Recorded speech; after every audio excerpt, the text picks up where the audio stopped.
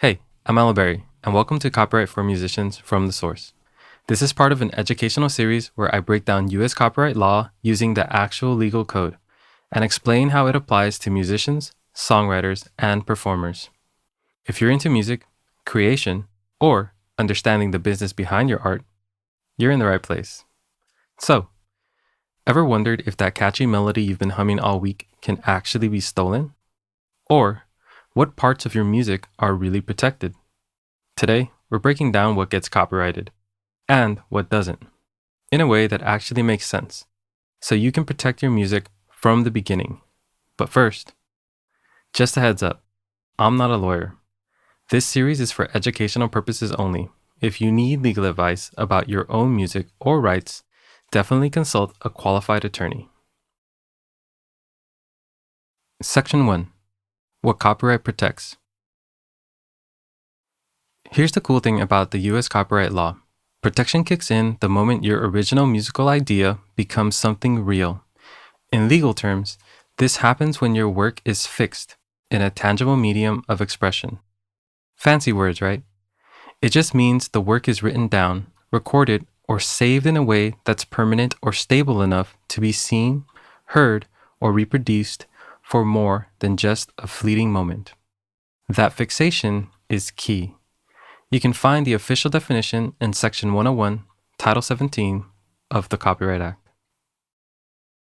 So, as a musician, you can copyright two main things, and it's important to know the difference. The first is the musical works, which is often referred to as the composition. This is the song itself, the original melody, harmony, rhythm, and lyrics you created. Think of it as the blueprint. The second is the sound recordings. This is the actual recording of a performance of that musical work. It's how it sounds when you, your band, or anyone else performs and records it. Think of it like this. The recipe is the musical work, the song, and the delicious meal someone cooks from that recipe is the sound recording. Both get their own copyright. This tangible medium can be physical, like sheet music or a CD, or digital, like an MP3 or a saved DAW file. The moment you write down lyrics, record that melody, or save your session, boom, it's automatically protected because it's an original work of authorship. No immediate paperwork is needed for this basic protection, though registering with the U.S. Copyright Office gives you extra legal muscle and significant advantages, like being able to sue for infringement and potentially get statutory damages. Here's a clarifying note. Not every beat, arrangement, or sound you create will qualify for copyright. It still has to meet a certain threshold of originality, and that's something only the courts can decide case by case. Section 2. Musical work versus sound recording. Let me show you how this works in real life. Say you wrote a track called Midnight Echo. The chord progression, melody, and lyrics you came up with, that's your musical work, your composition. Now, when you and your friends go into the studio and lay down that killer version, that specific recorded performance becomes a sound recording, and it has its own separate copyright. They're treated as separate, and this split really matters when it comes to publishing, licensing, and getting paid. So, check this out. Aretha Franklin's version of Respect is iconic, right? But Otis Redding actually wrote that song. He owned the copyright to the musical work, the song itself. Aretha Franklin or her label owned the copyright to her specific sound recording. Two different copyrights, potentially two different owners, two different revenue streams. And when someone makes a remix or cover of your song, that's often called a derivative work. Basically, a new creation based on your pre-existing one. Legally, a derivative work is defined in Section 101 of the Copyright Act. We'll dive into that whole world in another episode. Section 3. Ideas versus expression.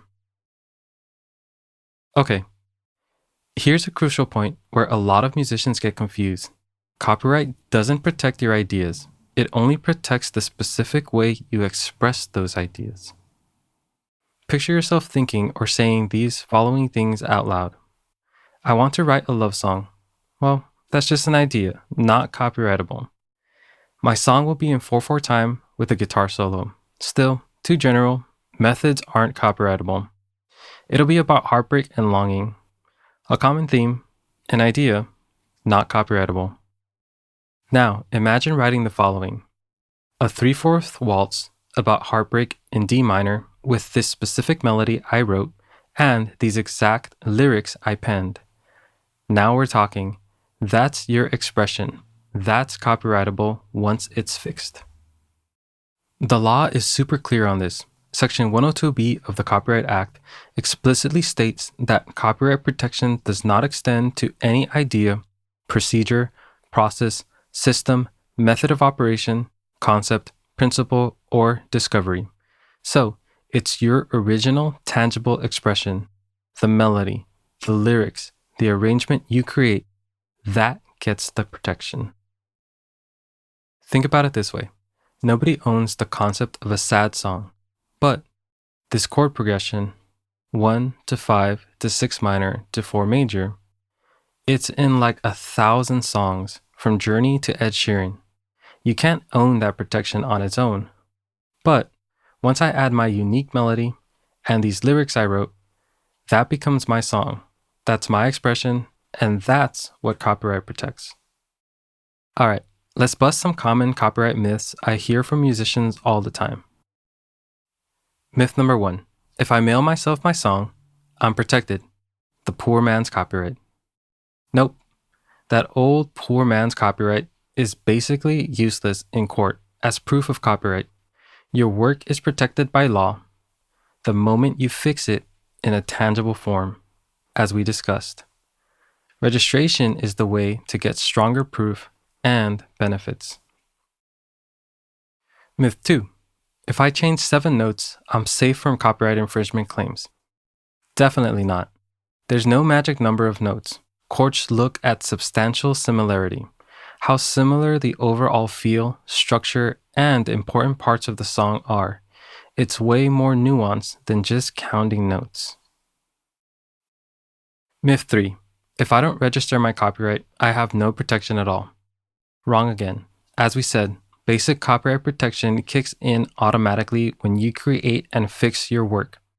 Registration isn't required for that initial protection, but it is super important because it gives you significant advantages, like the ability to sue for infringement in federal court and possibly of recovering statutory damages and attorney's fees. Now, I want to take a moment to remind you of something we learned in episode 1. The Copyright Office doesn't enforce your rights. They register them.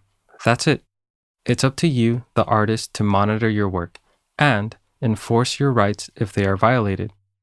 As someone from the Copyright Office once told my class, we're a registry, not the copyright police. So, now it's time for the wrap-up. Copyright protects your original musical works, compositions, and your sound recordings. Protection begins automatically the moment your work is fixed in a tangible form. 3.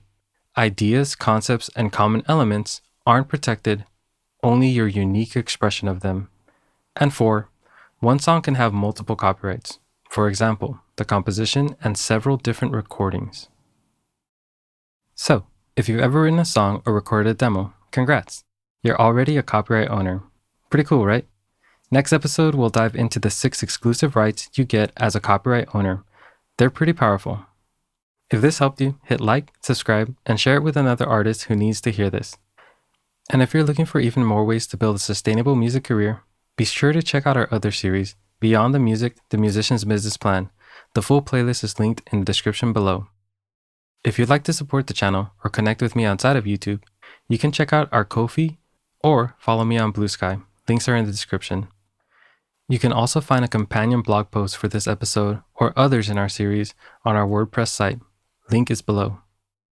And if you want to read the law for yourself, I've also linked the official Copyright Office website in the description below. Thank you for listening and have a wonderful day.